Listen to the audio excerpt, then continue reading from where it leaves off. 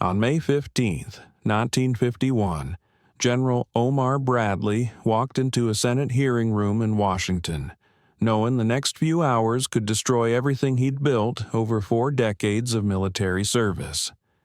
Sitting before him were senators ready to defend Douglas MacArthur, America's most celebrated war hero, a 71-year-old living legend who'd commanded armies across 2 world wars and earned the Medal of Honor. MacArthur wanted to take the Korean War straight into China. His plan?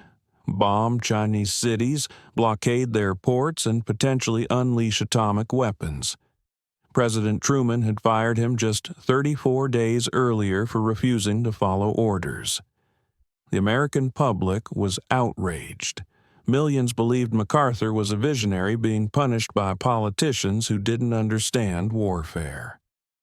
If you're already hooked by this story, hit that subscribe button for War Chronicles. We uncover the military decisions that changed history, but nobody talks about.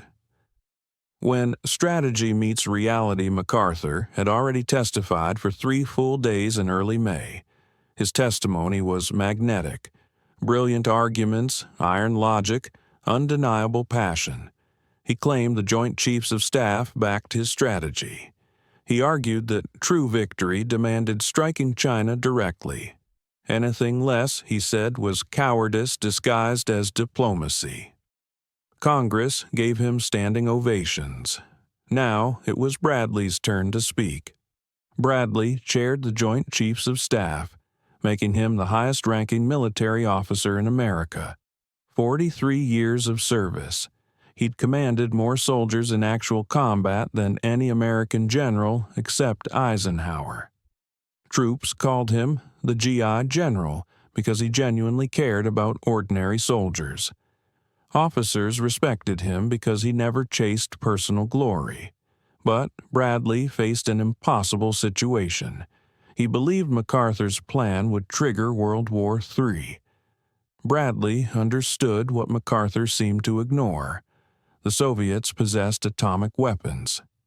American forces were stretched dangerously thin across the globe. Europe, not Asia, was the true Cold War battlefield. MacArthur's strategy would cripple America's European defenses, shatter alliances, and potentially spark a nuclear exchange with the Soviet Union. This assessment meant Bradley had to do something almost unheard of in American military history. Publicly contradict a superior officer, a 5-star general, a national icon, and somehow convince the American people that their hero was catastrophically wrong. This clash between 2 military titans would determine America's future. Subscribe to War Chronicle X to see how it unfolds. The human cost of tactical genius. The real human catastrophe of MacArthur's miscalculation revealed itself when China entered the war in late October 1950. MacArthur had pushed UN forces north to the Yalu River, completely dismissing warnings that China would intervene if American troops approached their border.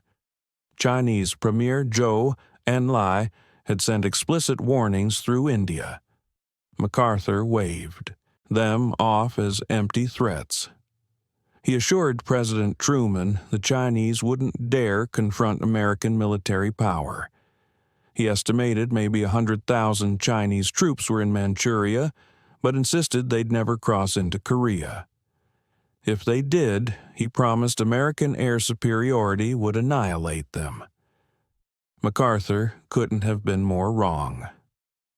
On October 19, 1950, 260,000 Chinese troops secretly crossed the Yalu River. They traveled at night, hid during daylight, moved through mountain passes American reconnaissance couldn't monitor. By late October, Chinese forces had positioned themselves throughout North Korea's mountains, waiting. November 1st brought the first attack. Chinese troops hit the U.S. 8th Cavalry Regiment near Unsan. Thousands of soldiers materialized from nowhere, surrounding American positions in a devastating 3-pronged assault. The 8th Cavalry lost over 800 men, nearly one-third of the regiment, in just 48 hours. American forces had no idea the Chinese were even there. Bradley had warned against pushing north. So had the other Joint Chiefs. In October, they'd instructed MacArthur to use only South Korean forces near the Chinese border, keeping American units farther south. MacArthur ignored the guidance completely. He committed American forces all the way to the Yalu, scattering them across a dangerously wide front with overextended supply lines. When China attacked, American units were isolated, vulnerable, exposed. The Battle of Chosin Reservoir began November 27, 1950, when 120,000 Chinese troops attacked the X-Corps in northeastern North Korea. MacArthur had split American forces into two separate commands with a mountain range between them. They couldn't support each other or coordinate operations. Temperatures plummeted to negative 40 degrees Celsius. American Marines and soldiers fought a brutal 17-day battle while conducting a fighting withdrawal to the port of Hungnam. Over 4,000 Americans were killed, wounded, or went missing. Platoon leaders made life-or-death decisions in frozen mountain passes. Company commanders directed fire while frostbitten fingers could barely pull triggers. These casualties resulted from one man's strategic miscalculation. Want to understand how military decisions shape history? Subscribe to War Chronicle X now. After pushing UN forces out of North Korea in December, Chinese and North Korean forces launched another offensive on New Year's Eve. UN forces abandoned Seoul on January 4, 1951, the second time the capital had fallen to Communist forces.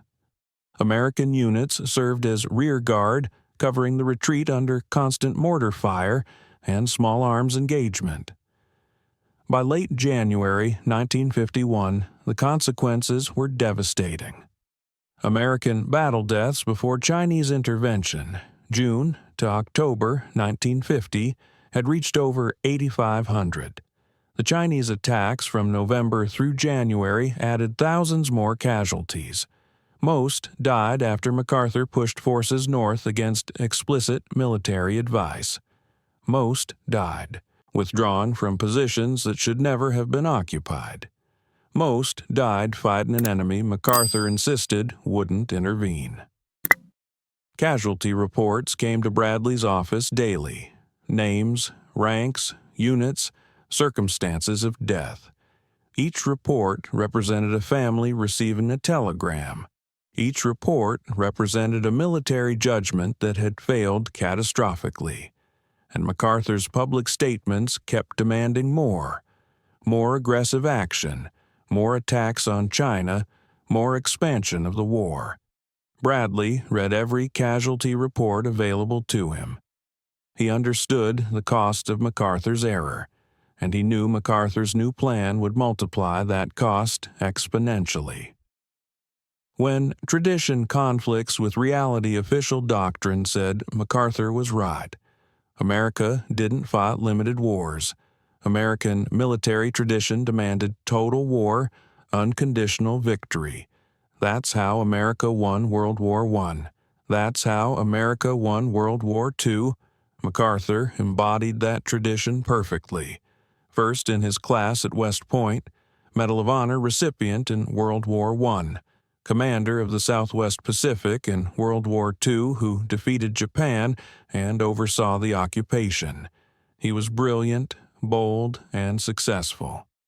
When MacArthur spoke about military strategy, the nation listened. His argument for expanding the war made intuitive sense to most Americans. He claimed China was vulnerable. He insisted Chinese military power was vastly overrated. He argued that bombing Chinese bases in Manchuria would cut off supplies to communist forces in Korea. He said a naval blockade would strangle the Chinese economy. He proposed using Chiang Kai-shek's nationalist Chinese forces from Taiwan to open a second front. The plan sounded logical. It sounded like victory. But Bradley knew it was strategically insane. The problem wasn't MacArthur's tactics. It was his complete misunderstanding of global strategy. Subscribe to War Chronicle X to learn why. MacArthur had spent the previous 5 years in Japan as Supreme Commander for the Allied Powers. He'd become obsessed with Asia to the exclusion of everything else. He developed what Bradley privately called Asia First thinking. He believed the future of American power depended on controlling the Pacific. He believed Asia mattered more than Europe. He believed the Soviet Union wouldn't intervene if America attacked China. Bradley knew MacArthur was wrong on every single point. The Soviet Union had 175 divisions globally, with the capability to expand to over 300 divisions through full mobilization. The United States had 12 divisions. Western European nations were just beginning to rearm after World War II. NATO had been founded only 2 years earlier. If America attacked China, the Soviet Union had a mutual defense treaty with China. Stalin could invoke that treaty and attack Western Europe. American forces couldn't possibly defend both Asia and Europe simultaneously. Even if the Soviets didn't attack Europe directly, expanding the war in Asia would demolish the alliance system America had spent 5 years building. Britain, France, and other NATO allies were already uncomfortable with Korea. They'd agreed to support UN action only because the war was limited to the Korean peninsula. If America bombed China, those allies would withdraw support. Some might leave NATO entirely. The entire alliance would collapse. Bradley had tried explaining this to MacArthur. In January 1951, the Joint Chiefs sent MacArthur detailed guidance about limiting the war. They explained the global strategic situation. They emphasized the critical importance of maintaining Allied support. MacArthur acknowledged the messages but continued advocating for expansion. The insubordination that changed everything. In March 1951, President Truman prepared a peace proposal offering to negotiate with China. MacArthur received advance notice with explicit orders to make no public statements about negotiations. On March 24th, MacArthur held a press conference and issued his own ultimatum to China, threatening to expand military operations to Chinese coastal areas and interior bases. The ultimatum sabotaged Truman's peace initiative completely. It made America look belligerent to allies. It made Truman look weak to the American public. Worst of all, it demonstrated MacArthur wouldn't follow orders from his civilian superiors. Official military doctrine was clear. Generals obeyed orders. But MacArthur had decided his strategic judgment was superior to the president's. He'd taken his case directly to the American public and Congress, bypassing the entire chain of command. That was insubordination. Clear, documented, undeniable insubordination. On April 6, 1951, Bradley met with President Truman, Secretary of Defense Marshall, and Secretary of State Dean Acheson at the White House. Truman asked Bradley if the Joint Chiefs supported MacArthur's strategy. Bradley said no. None of them did. Truman asked if MacArthur should be relieved. Bradley said that was a political decision the president had to make, but from a military standpoint, MacArthur could no longer be trusted to follow orders. The other Joint Chiefs agreed. On April 9th, all 4 chiefs, Bradley, Collins, Sherman, and Vandenberg, formally recommended MacArthur's relief to Secretary Marshall.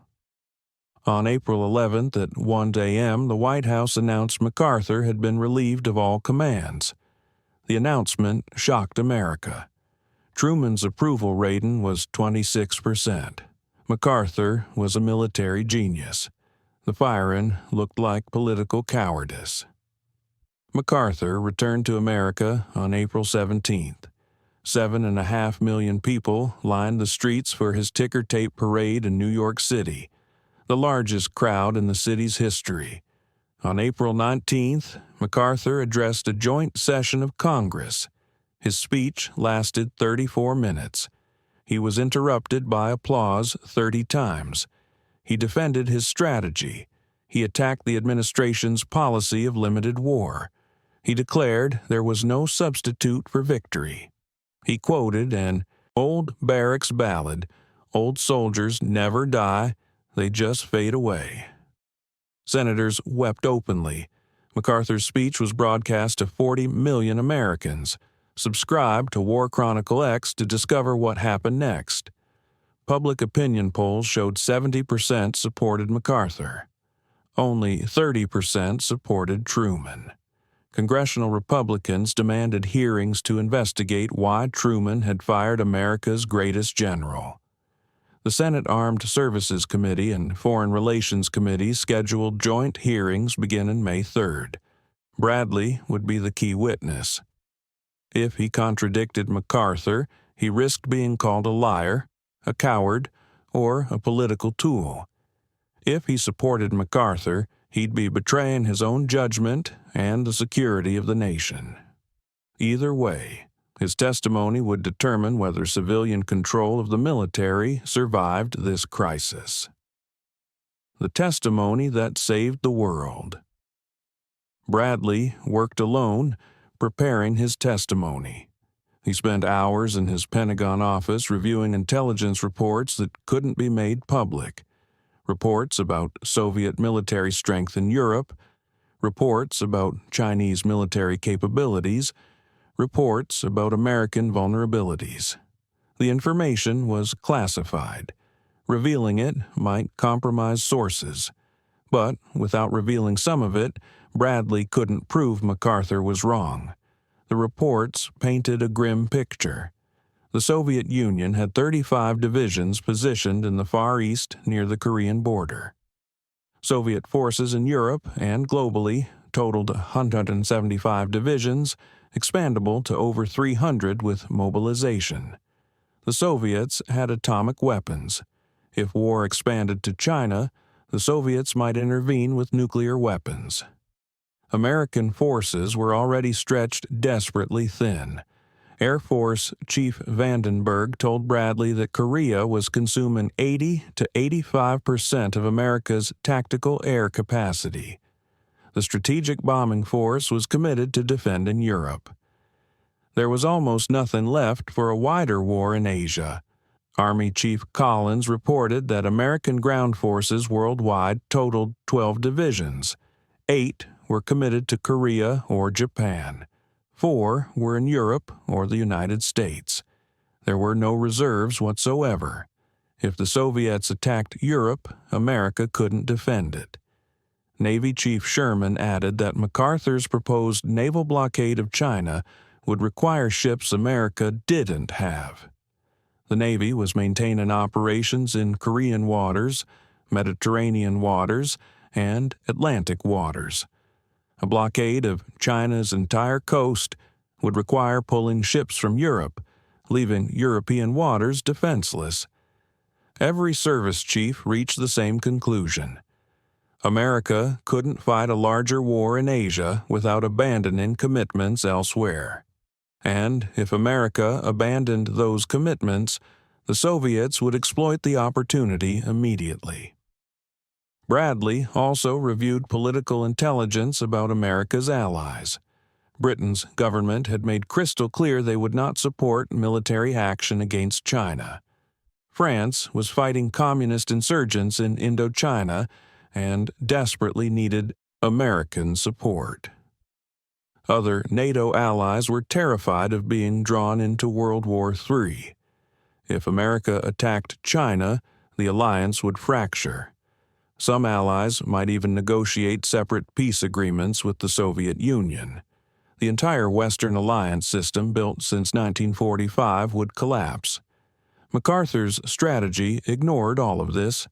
He focused solely on Korea, solely on Asia, solely on defeating China. He dismissed global considerations as political interference with military operations. He truly believed his plan would work. But Bradley knew belief wasn't strategy. Hope wasn't a plan. And MacArthur's confidence had already gotten thousands of Americans killed. What Bradley did next would change American military history forever. Don't miss it. Subscribe to War Chronicle X now. The Wrong War Speech. On the morning of May 15, 1951, Bradley entered the Senate hearing room. The room was packed with senators, staff, and reporters. MacArthur had testified here to thunderous applause just days earlier. Now Bradley would present the opposite view. He wore his uniform without decoration except rank insignia. He looked exhausted. He'd barely slept in weeks. The chairman, Senator Richard Russell of Georgia, called the hearing to order and asked Bradley to present the Joint Chief's position on MacArthur's proposals. Bradley opened the folder containing his prepared testimony. His hands were steady. His voice was calm. He began by acknowledging MacArthur's service and ability. He said no one questioned MacArthur's courage or patriotism. But then Bradley said something no general had said publicly about MacArthur in 30 years. He said MacArthur's strategy was wrong. Bradley explained the global situation methodically. He described Soviet military strength in Europe and Asia with precision. He detailed America's limited resources with specific numbers. He emphasized the critical importance of maintaining Allied support with concrete examples. He stressed that Europe, not Asia, was the decisive theater. The Cold War would be won or lost based on whether Western Europe remained free. Then Bradley addressed MacArthur's specific proposals one by one, systematically dismantling each argument. Bombing Chinese bases in Manchuria would require American aircraft currently protecting Europe. It would provoke Chinese retaliation against American bases in Japan and South Korea. The Chinese Air Force had refrained from attacking UN positions, ports, or bases in Japan.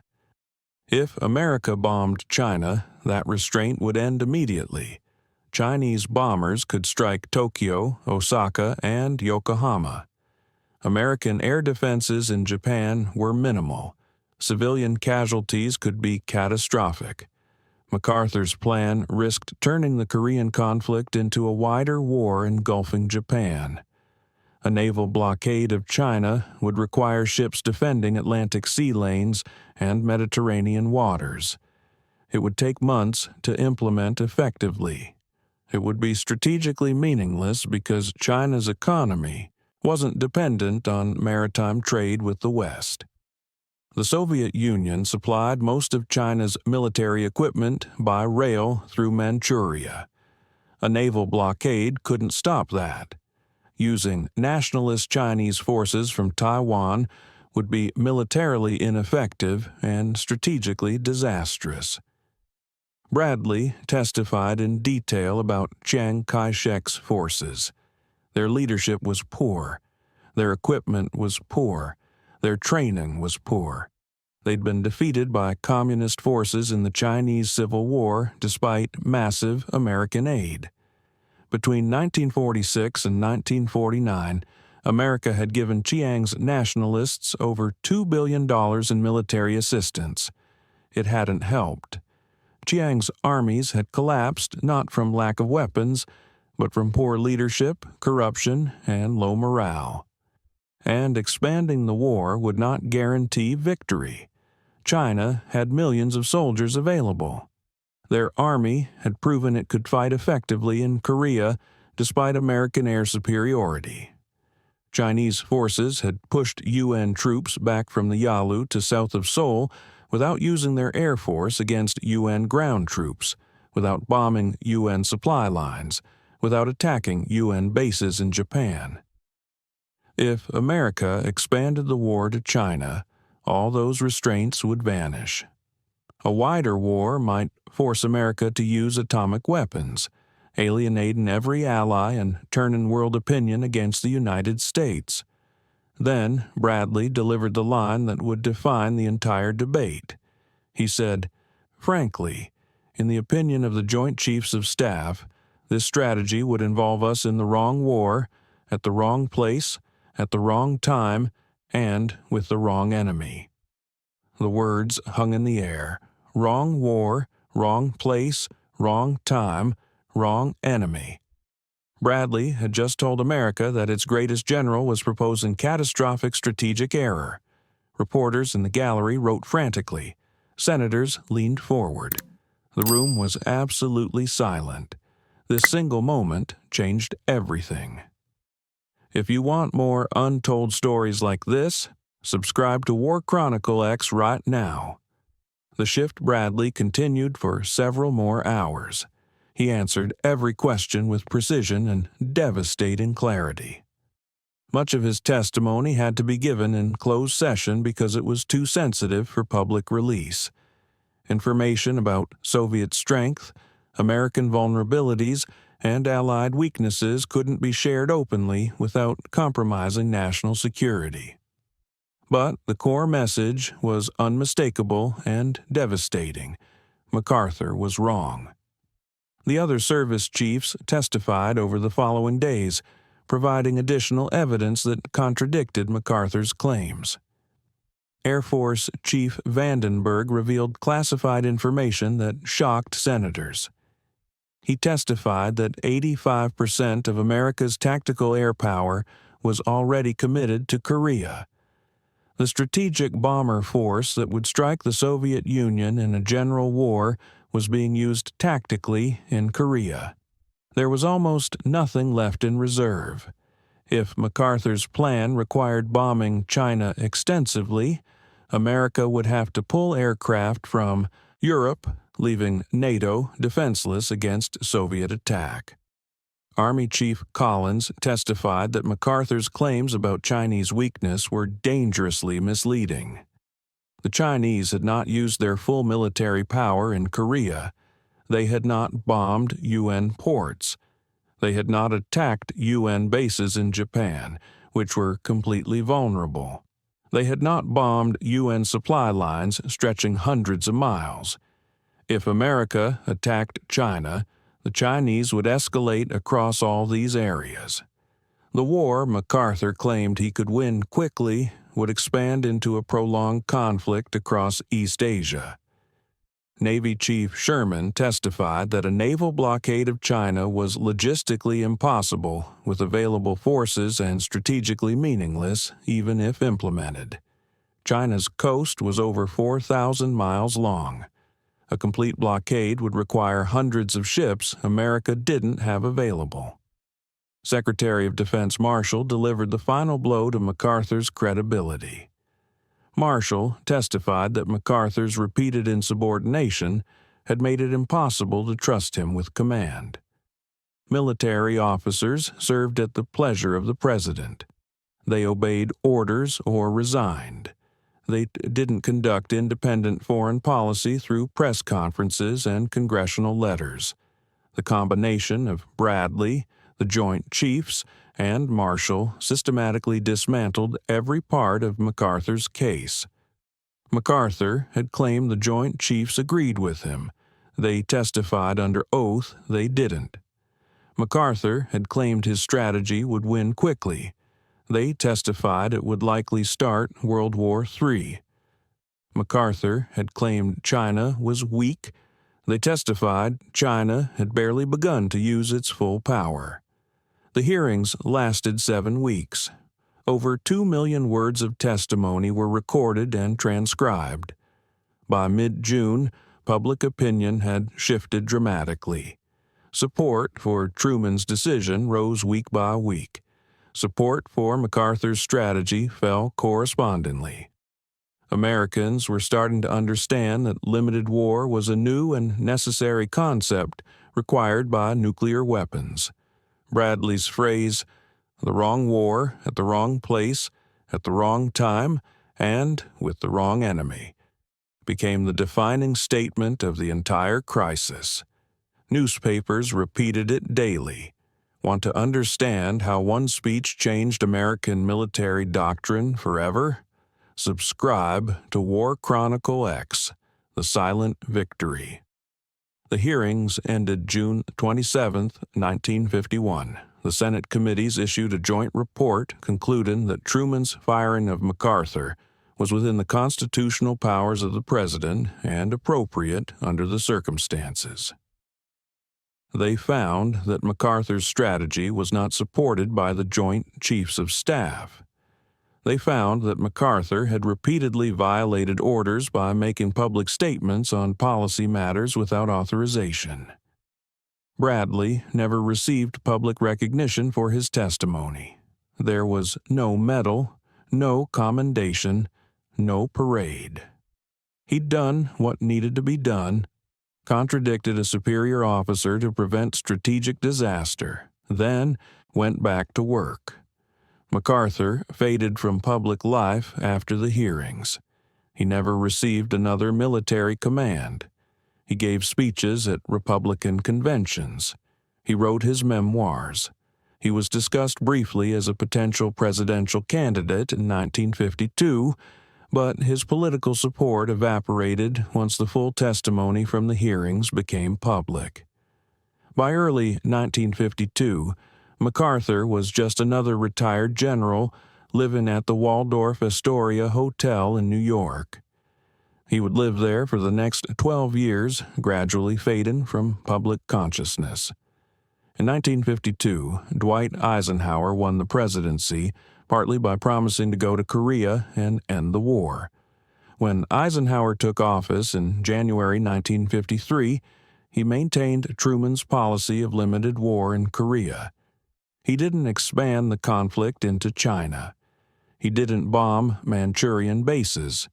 He didn't use nationalist Chinese forces. He didn't impose a naval blockade. Instead, he quietly threatened to use nuclear weapons if negotiations didn't produce an armistice, a threat that may have helped push the Chinese toward agreement. He negotiated an armistice that ended the fighting on July 27, 1953. The armistice established a demilitarized zone roughly along the 38th parallel, essentially where the war had begun 3 years earlier. North Korea remained communist. South Korea remained free. Neither side won in any traditional sense. But World War III didn't start. NATO held together and actually grew stronger. The Soviet Union didn't invade Western Europe. The Western alliance system survived intact. The American commitment to defending Europe was strengthened, not weakened. Nearly 37,000 Americans were killed in action during the 3 years of fighting in Korea. Another 100,000 were wounded. Thousands remained missing. But millions didn't die in a wider war that could have gone nuclear. The world didn't experience atomic warfare for the second time in history. That was the victory Bradley had fought for. Not glory, not conquest, not dramatic success, just preventing catastrophe, the forgotten legacy. Bradley continued as chairman of the Joint Chiefs of Staff until August 16, 1953. He retired after 41 years of military service and returned to civilian life quietly, without fanfare. He wrote his memoirs. He worked as chairman of the board for the Bulova Watch Company. He avoided publicity and lived a private life. In 1981, Bradley gave one of his final interviews to a military historian researching the MacArthur hearings. Bradley was 88 years old, but still mentally sharp. The historian asked him about the decision to testify against MacArthur 30 years earlier. Bradley thought carefully before answering. He said the decision to testify against MacArthur was the hardest thing he'd done in his entire military career, harder than any combat decision during World War II. Contradicting a superior officer, especially one as respected as MacArthur, violated everything he'd been taught about military loyalty at West Point. But Bradley said he'd come to understand that loyalty to the nation and the Constitution mattered more than personal loyalty to any individual officer. MacArthur's strategy would have destroyed the Western alliance system. It would have isolated America from its allies. It very possibly would have triggered nuclear war with the Soviet Union. The stakes were too high to remain silent out of personal loyalty. Someone had to stop MacArthur. Someone had to tell the American people and Congress that their hero was proposing strategic disaster. Bradley said he never regretted his testimony, though it had cost him personally. He'd received hate mail for years from MacArthur supporters who saw him as a traitor. The attacks hurt, but he knew he'd done the right thing. Omar Nelson Bradley died on April 8, 1981, at age 88. He was buried at Arlington National Cemetery with full military honors. His gravestone listed his rank and service dates. It didn't mention the wrong war speech. It didn't mention stopping MacArthur. It didn't mention preventing World War III. Most Americans had forgotten it by 1981, but military historians understood that Bradley's testimony in 1951 changed American strategic culture forever. Before Bradley, most Americans believed military victory required total war. After Bradley, Americans understood limited war was sometimes necessary. Before Bradley, popular generals could challenge civilian authority by appealing to public opinion. After Bradley, that was considered insubordination. The Pentagon still has Bradley's testimony in its archives. Military officers study it at the War College. The key passage, "Wrong war, wrong place, wrong time, wrong enemy," is quoted in textbooks on civil-military relations and strategic studies. But few people remember the man who said it. Bradley was the opposite of MacArthur in every way. MacArthur sought glory. Bradley avoided it. MacArthur made dramatic speeches. Bradley wrote careful reports. MacArthur wore elaborate uniforms. Bradley wore simple ones. MacArthur believed military genius transcended political constraints. Bradley believed military professionals served civilian authority. And when those two philosophies collided in 1951, Bradley's prevailed. Not because he was more popular or more eloquent or more decorated, but because he was right. This is how strategic wisdom actually works in democracies. Subscribe to War Chronicle X to discover more stories of forgotten heroes who shaped our world. Join our community. If you found this story as compelling as we did, please take a moment to like this video. It helps us share more forgotten stories from the 20th century that deserve to be remembered. Subscribe to War Chronicle X to stay connected with these untold histories. Each one matters. Each one shaped the world we live in today. And we'd love to hear from you. Leave a comment below telling us where you're watching from. Our community spans from California to Cairo, from veterans to history enthusiasts. You're part of something special here. Thank you for watching. Thank you for keeping these stories alive.